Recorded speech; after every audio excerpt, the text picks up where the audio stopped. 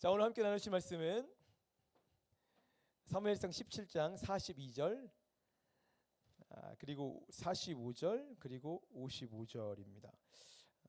42절 그 다음에 45절 그 다음에 55절입니다. 사무엘상 17장 42절 45절 55절. 자, 한 절씩 교독하시고 마지막 같이 볼까요? 자, 42절입니다. 제가 먼저 볼게요. 그 블레셋 사람이 둘러보다가 다윗을 보고 업신여기니 이는 그가 젊고 붉고 용모가 아름다움이라. 45절 시작.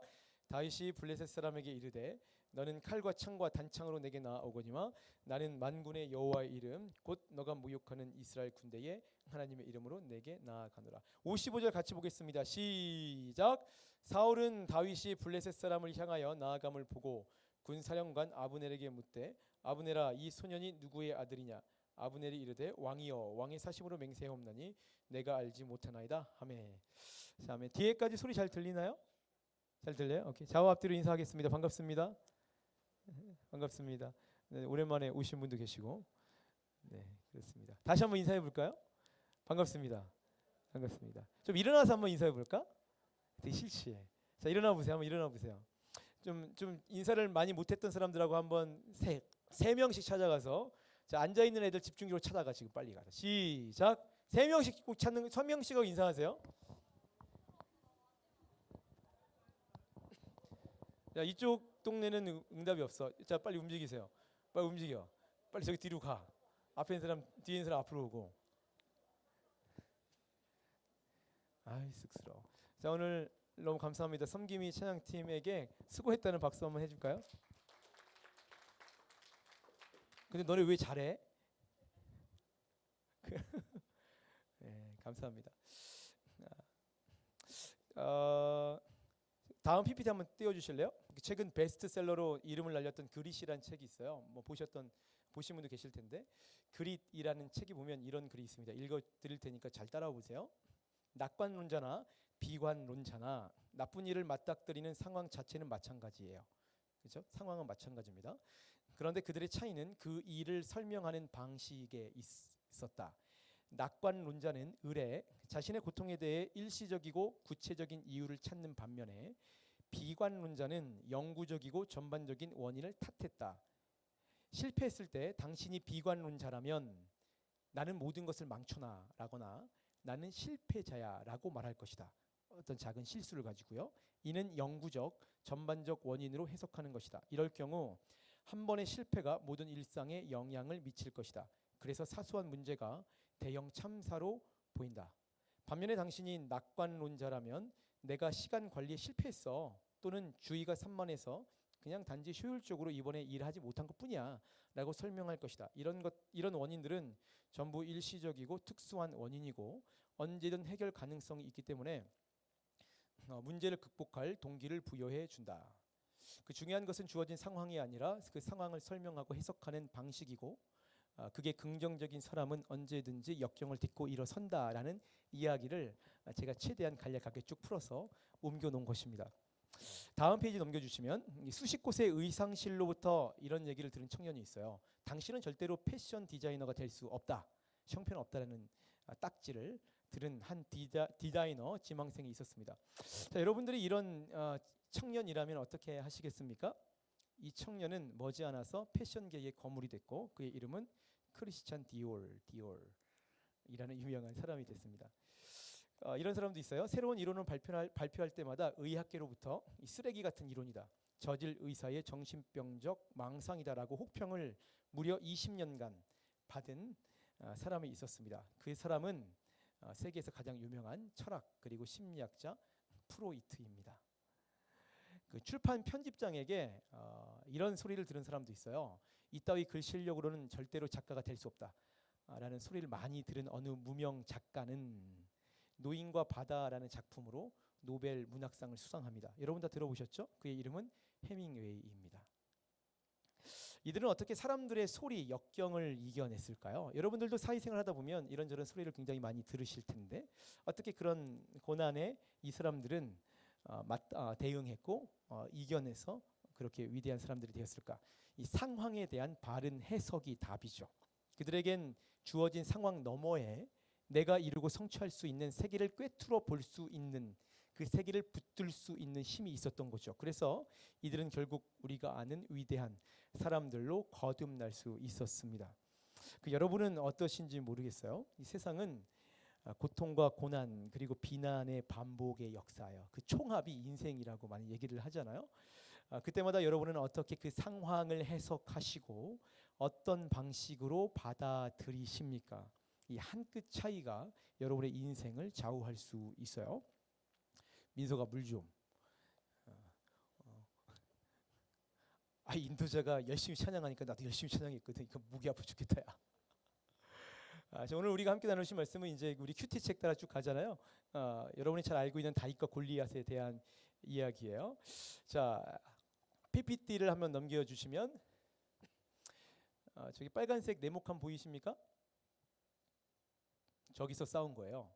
저기서 싸웠는데 그 블레셋 사람들이 어느 날 이스라엘에 쳐들어왔어요. 그들이 모인 곳은 에베스 담밈이라는 곳이고 그에 맞서서 이스라엘 군이 진을 친 곳은 엘라 골짜기. 저기서 이제 전투가 일어나고 있는 상황. 그때 블레셋 진영에서 한 사람이 나와서 겁나 큰 사람이 나와서 싸움을 걸죠. 뭐라고 하냐면 나와 싸울 사람 하나 골라서 보내라.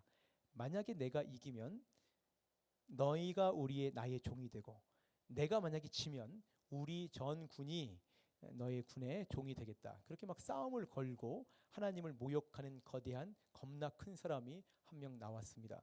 그의 이름은 뭐죠? 골리앗이죠. 골리앗이고 성경에 보면 키가 6규빗이라고 하거든요. 그러면 지금 환산하면 3m예요. 그렇죠? 감사합니다. 지금도 3m면 되게 크잖아요. 그런데 저 시대에 3m면 얼마나 컸겠어? 그렇게 이스라엘 군인들이 그런 소리를 들었을 때 이스라엘 군인들의 상황을 성경에서는 이렇게 기록하고 있습니다. 사무엘상 17장 11절 사울과 온 이스라엘이 블레셋 사람의 이 말을 듣고 놀라 크게 두려워하니라 라고 기록이 되어 있습니다. 골리앗이 소리칠 때 놀라서 두려워했다. 자, 그런데 이상한 것은 뭐가 이상할까요? 여러분 발견하셨습니까? 뭐가 이상할까? 이스라엘 사람들은 골리앗을 이전에 제대로 본 적이 한 번도 없어요. 그리고 실제로 싸워본 적은 더더욱 한 번도 없었다는 것이 참 이상한 거죠. 이 사람이 그래서 진짜 센지 아니면 허울뿐인 약골인지 사실 아무도 모르는 상황입니다. 그런데 이상할 정도로 두려워서 벌벌 떨고만 있는 이유는 그저 보이는 대로 보고 들리는 대로 듣고 판단해서 그런 것입니다. 자, 사랑하는 청년 여러분, 우리는 보이지 않는 것을 보고 남들이 듣지 못하는 소리를 듣고 사는 사람들입니다. 이것을 가리켜 우리는 믿음이고 신앙이라고 얘기하잖아요. 하나님의 말씀과 역사와 능력이라는 가치로 세계를 보고 해석하고 행동하는 게 우리 그리스도인이죠. 그래서 우리는 세상이 화려하든, 그래서 우리는 상대가 그 어떤 권력으로 우리 앞에 서든 쫄지 않고 겁내지 않습니다. 더불어서 내가 그런 걸 가졌다고 하더라도 교만할 필요가 없는 거죠. 보이는 것이 내 삶의 목표가 아니고 그게 사는 데 있어서 가장 중요한 것이 아니기 때문입니다. 그래서 이스라엘 사람들은 골리앗 앞에서 지금 이렇게 쫄고 있으면 안 되는 사람들이에요. 자, 한번 잘 생각해 보십시오. 왜 하필 골리앗일까요? 왜 하필 골리앗이 나왔을까요? 여기 혹시 골리앗과 같은 엄청난 고난 앞에 서 있는 분들 계십니까? 우리는 기도할 때 제발 골리앗만은 내 인생에 없게 해달라라고 간절히 기도하실 겁니다. 그런 고난은 하나님 갖고 싶지 않아요. 골리앗 너무 힘들어요. 그렇게 간절히 기도하실 겁니다. 그런데 왜 하나님께서는 굳이 골리앗을 보내셔서 우리를 힘들게 하실까? 다 이유가 있는 거죠. 우리의 믿음을 시험하실 때에, 당신의 믿음을 시험하실 때에 하나님은 여러분의 인생에 반드시 골리앗을 보내십니다. 내 힘으로는 도저히 뚫을 수 없는 엄청난 고난이죠. 그럴 때마다 우리는 선택을 해야 합니다. 기도하거나 아니면 포기하고 세상으로 나아가거나. 양자택일을 항상 여러분은 골리앗이 올 때마다 하셔야 될 거예요. 하나님께서는 상황을 주십니다. 그리고는 항상 우리가 어떻게 하는지를 지켜보시는 거죠. 시험을 하시는 거예요.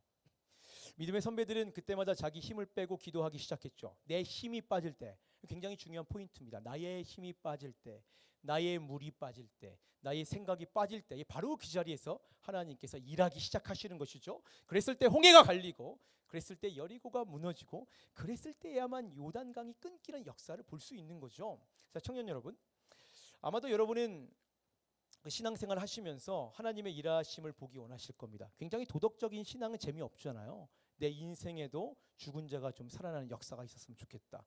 병든 자가 고침받는 일도 좀 일어났으면 좋겠다. 놀라운 은혜가 임할 때 오는 기쁨과 즐거움은 이루 말할 수가 없는 거잖아요. 그런데 명심하십시오.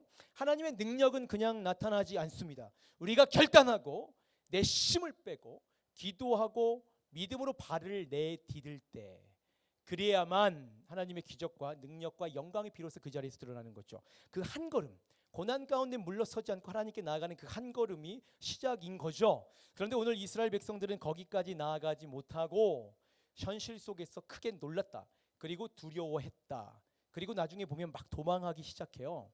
지금 이들에게는 하나님이 없기 때문입니다. 이스라엘 공동체라는 테두리 안에 있지만 믿음이 없기 때문에 벌벌 상황에 따라 치우치고 좌지우지하고 있습니다. 지금 이들이 믿고 섬기는 진짜 신은 누구입니까? 보이는 대로 보고 받아들여 버리는 세상의 가치가 이들의 신이죠. 하나님은 이들에게 온데가 없고, 그래서 상황에 따라서 두려워하고 있는 것입니다. 그런 처참한 상황에서 오늘 본문 말씀이 이제 시작이 되는 거예요. 저는 오늘 본문에서 같은 공간에 있지만 전혀 다른 시선을 가진 두 인물을, 원래 세 명인데 하나 줄였어. 너무 길 것 같아서 두 인물을 살피고 말씀을 빨리 정리해 보도록 하겠습니다. 자, 첫 번째 넘겨주시면 골리앗의 부류. 보이는 대로 보고 사는 사람들이 있어요. 세상에는 두 종류의 사람이 있는데 보이는 대로 보고 사는 사람들이 있죠. 골리앗이 싸움을 걸 때 다윗이 골리앗 앞에 나옵니다. 당시 다윗의 나이가 몇 살쯤 됐을까요? 보통 이제 12살 정도로 얘기하거든요. 그래서 12살짜리 꼬맹이가 무슨 성인 갑옷을 어떻게 입겠어요? 그래서 갑옷이 버거워서 입지 않았고 손에는 칼과 방패 대신 익숙한 물맷돌을 들고 나왔습니다. 계란으로 바위 치는 격이라고 누구나 생각할 법한 그런 상황이잖아요. 골리앗도 그랬습니다. 그래서 골리앗이 본문 42절에 보면 그 블레셋 사람이 둘러보다가 다윗을 봤어요. 그렇게 나온 어린 다윗을 봤죠. 다윗을 보고 업신여기니, 보고 보이는 대로 보고 보이는 대로 업신여기니 이는 그가 젊고 붉고 용모가 아름다움이라. 전장터에서는 이 말은 아무것도 없는 애새끼란 얘기거든요. 보고 업신여겼죠. 이게 세상이 가지는 보통의 시각 그리고 세계관 가치입니다. 오래전에 요즘에도 이제 그런 얘기들을 하는지 모르겠지만 웃긴 그푼이 뭔지 알아요? 그 학교에 보면 앞에 써 있는 거 있잖아요. 그푼. 요즘에도 그런 거 있나요? 저희 때 많이 있었거든요. 우스운 그푼이라는 게 유행했던 적이 있는데 이런 겁니다. 한번 들어보세요. 우리 엄마도 개 모임에서 말 좀 해보자. 공부하자. 연봉이 바뀐다. 대학 가서 미팅할래. 공장 가서 미싱할래. 경차 탈래. 외제차 탈래. 30분 더 공부하면 내 남편 직업이 바뀐다. 1시간 더 공부하면 아내의 외모가 바뀐다. 이런 얘기가 있었습니다. 우스갯소리지만 이거 굉장히 심각한 말 아닙니까? 세속적 가치가 다분히 반영되어 있는 말들이죠. 공부를 하는 목적은 나를 드러내는 것이고 엄마는 나보다 내 성적이 더 중요하고 사랑해서가 아니라 성적과 재산의 정도가 부부의 연을 결정한다. 겉모양으로 사람의 가치를 매겨서 줄을 주르륵 세우는 세속적 가치의 전형입니다. 다음 표 넘겨보시면 저런 거 보신 적 있어요? 어느 결혼 정보 회사에 결혼 등급표 라고 돌아다니는, 이게 많이들 아시는 내용인데 보시면 이게 제가 지금 너무 많아서 7등급까지 잘랐는데 15등급까지 있어요. 자, 1등급 남자 1등급 서울대 법대 출신 판사, 5등급 대학병원 의사, 메이저 의대 출신이어야만 되고 9등급은 명문대를 졸업해야 9등급이 될 수 있어요. 쭉 보면 남성은 보통 직업군과 학력을 보는 경향이 굉장히 많이 있고, 그 여성을 보시면 뭘 그렇게 뒤에서 자세히 봐. 여성을 보시면 여성의 1등급은 부모가 장차관급 공무원, 재산이 1,000억 원 이상. 3등급은 부모님이 2급 이상 고위 공무원. 7등급은 전문직 교수나 디자이너. 그 여성은 직업보다 부모의 지위나 집 재산을 주로 보는 그런 경향이 있는 것 같아요. 자, 여러분은 이 표를 보실 때에 어떤 생각이 드셨습니까? 어떤 생각이 드셨어요? 그 다음에 넘겨보시면 얼마 전에 인기리에 방영됐던 그 스카이 캐슬이라는 드라마가 있었어요. 보신 분들 계시겠죠? 그 현대 사회의 민낯을 파헤쳐서 그 사람들의 큰 호응을 얻었던 드라마인데 이 드라마 소개글을 제가 그대로 떠왔거든요. 드라마 소개글이 이렇습니다. 대한민국 상위 0.1%가 모여 사는 스카이캐슬 안에서 남편은 왕으로, 자기 자식은 천하제일왕자와 공주로 키우고 싶은 명문가 출신 사모님들의 처절한 욕망을 샅샅이 들여다보는 리얼 코믹 풍자 드라마. 요즘 시대의 최고 시청률 24%나 찍은 굉장히 유명했던 드라마거든요. 근데 잘 내용을 보시면 겉보기엔 화려하지만 자식들은 자꾸 엇나가고 어떤 엄마는 자살하고 온 가족이 성공을 위해서 온갖 만행을 저지른 내용이 스카이캐슬입니다. 그걸 보면서 대다수의 사람들이 그렇게 생각하잖아요. 저렇게 살면 안 되지. 저렇게 살면 안 되지. 그런 대중의 공감을 얻어냈기 때문에 성공한 드라마입니다. 사람들이 알고 있는 거죠. 보이는 대로 보고 살면 안 된다. 보이기 위해 살면 안 된다. 그게 전부가 아니라는 건 너무나도 잘 알고 있습니다. 그런데 우스운 것은 대다수가 알면서도 그렇게 살고, 대다수가 너무나도 잘 알고 있으면서도 어떻게든 나도 상위 0.1%가 되고 싶어 한다는 게 참으로 아이러니죠. 오늘 골리앗은 보이는 대로 보는 세상 보통 사람들의 전형입니다. 그는 다윗 뒤에 계신 하나님을 보지 못했고, 다윗 손에 들린 막대기가 지금까지 어떻게 양을 지키고 구원해 냈는지 다윗의 인생 스토리를 전혀 모르고 있었습니다. 그저 당장 보이는 대로, 지금 들리는 대로 보고 듣고 판단하는 사람이 골리앗입니다. 결국 골리앗은 패배했죠. 죽임당해서 목이 잘려 나갔어요. 성경은 명확하게 얘기하고 있습니다. 명확하게 우리에게 지시하고 있습니다. 기억하십시오. 보이는 것이 정말로 진짜가 아니에요. 보이기 위해서 살아서는 안 됩니다. 보이는 상황에 휩쓸려 사는 것은 우리를 망치고 결국 우리를 불행하게 한다.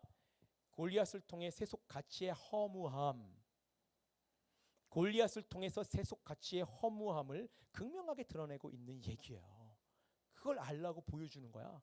그냥 골리앗 다윗 막 춤추고 노래하라고 얘기하는 게 아니라 제발 알아차리라고. 자, 두 번째, 다윗의 부류. 보이지 않는 것을 보는 사람이 있어요, 세상에는. 자, 그렇다면 어떻게 살아야 될까요? 그 구체적인 본보기가 성경은 다윗을 통해 설명하고 있는데, 자, 다윗은 원래 이제 전쟁터에 참여할 수 있는 나이도 아니고 뭐 그런 사람도 아니에요. 그런데 단지 그냥 아버지의 심부름으로 전쟁터에 나오게 됐는데, 그러다가 골리앗을 받고 그가 하나님을 모욕하는 것을 들었습니다. 다윗이요.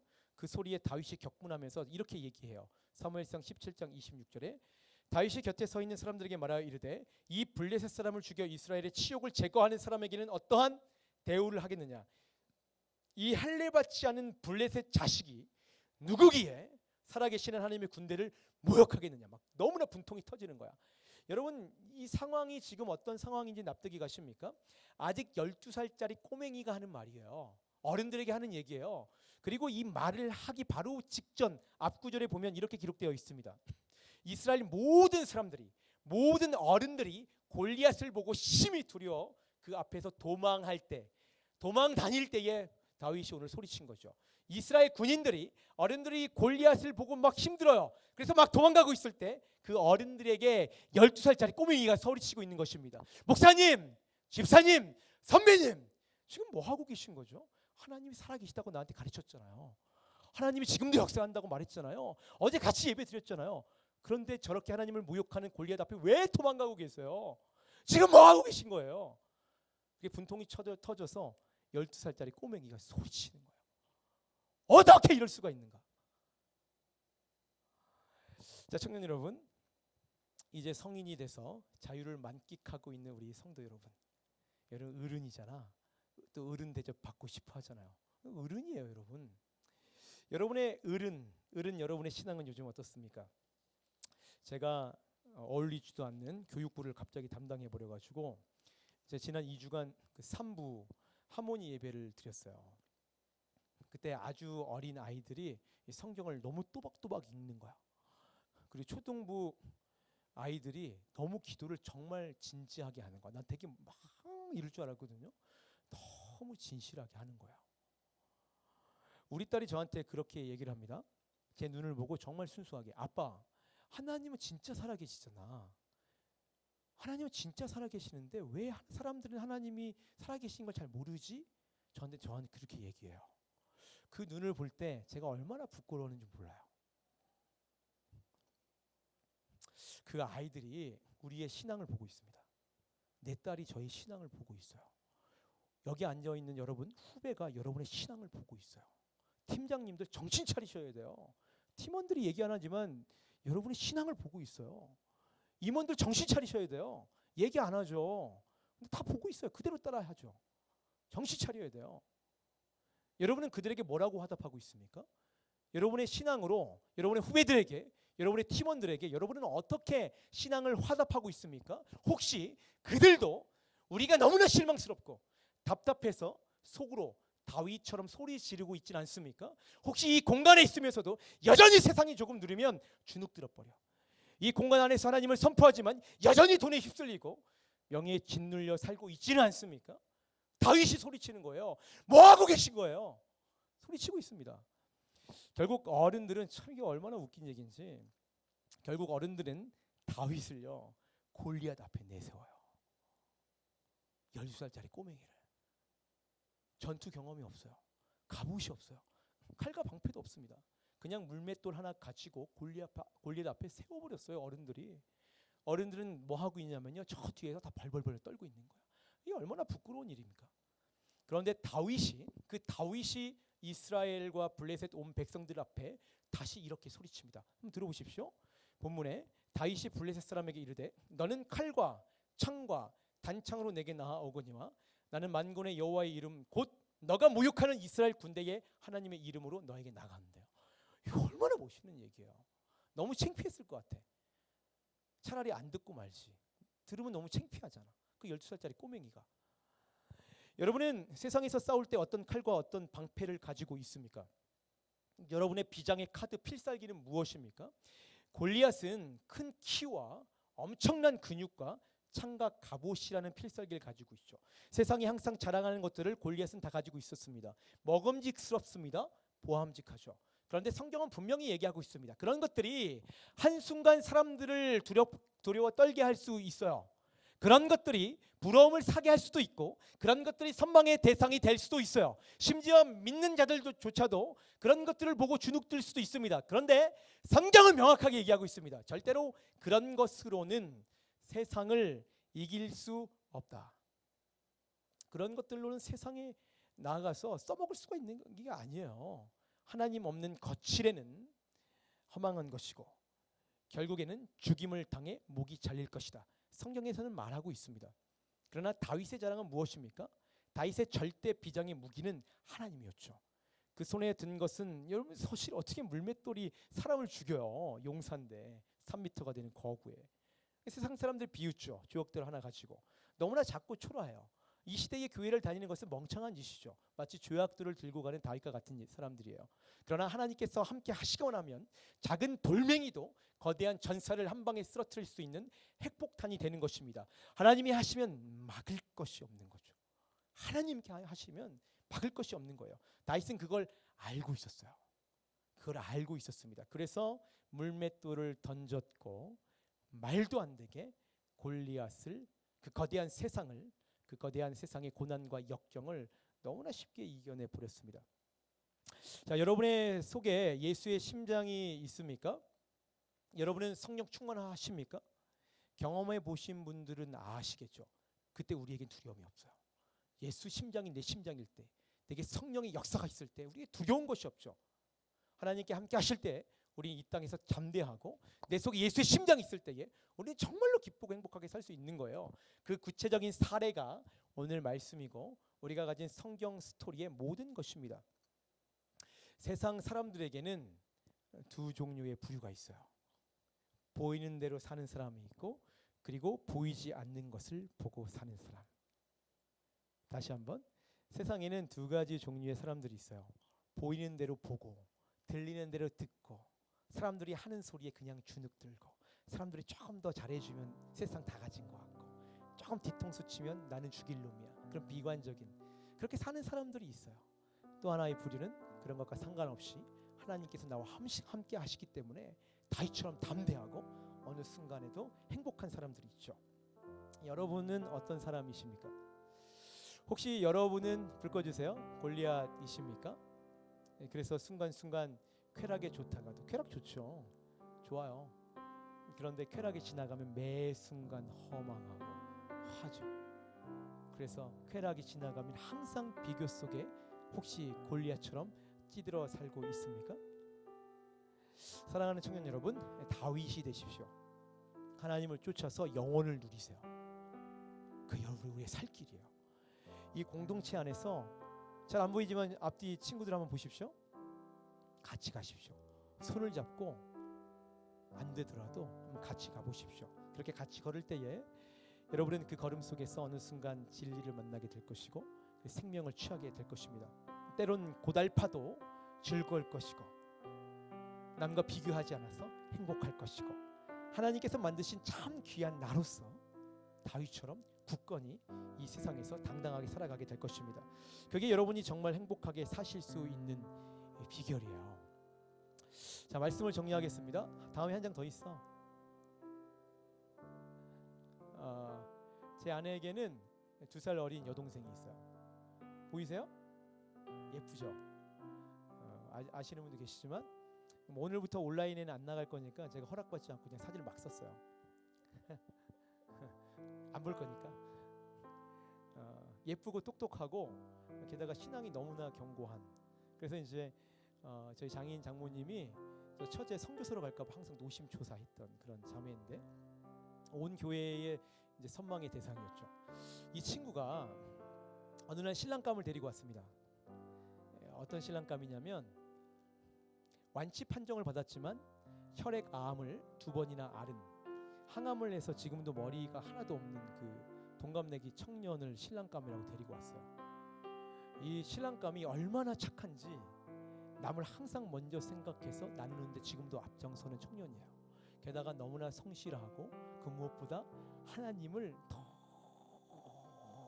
너무나 사랑해요. 너무나 하나님을 사랑해요. 그 죽음 가운데서 하나님을 만난 거죠.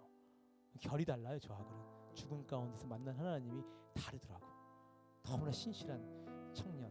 그 착함과 신실함에 이제 처제가 반해버린 거예요. 제가 이 청년에 대해서 소개를 2가지로 했잖아요. 암과 신실한 청년.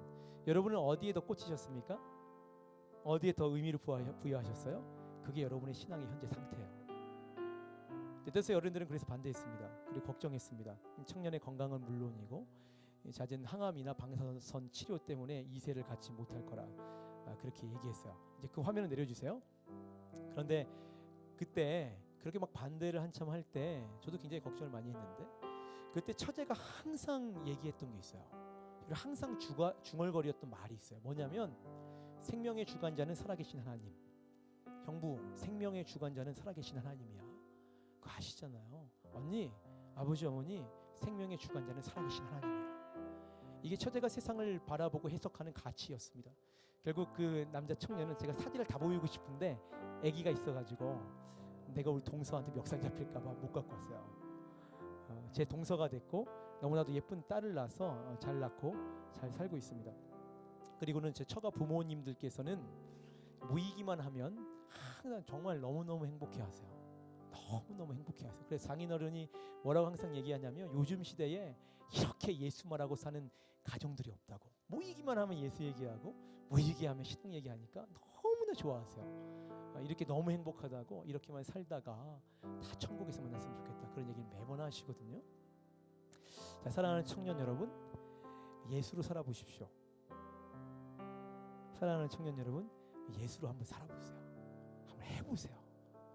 골리앗 앞에 한번 예수로 한번 나가보세요. 쫄지 말고 자꾸 머리 굴리지 말고 한번 나가보세요. 그리고 예수로 해석하고 행동해 보십시오. 그러면 여러분은 온전한 나로 살 수 있습니다. 가정이 회복되고 상처가 치유되고 세상에 뭘 해도 다 이겨낼 수가 있습니다. 이 시간 다시 묻습니다.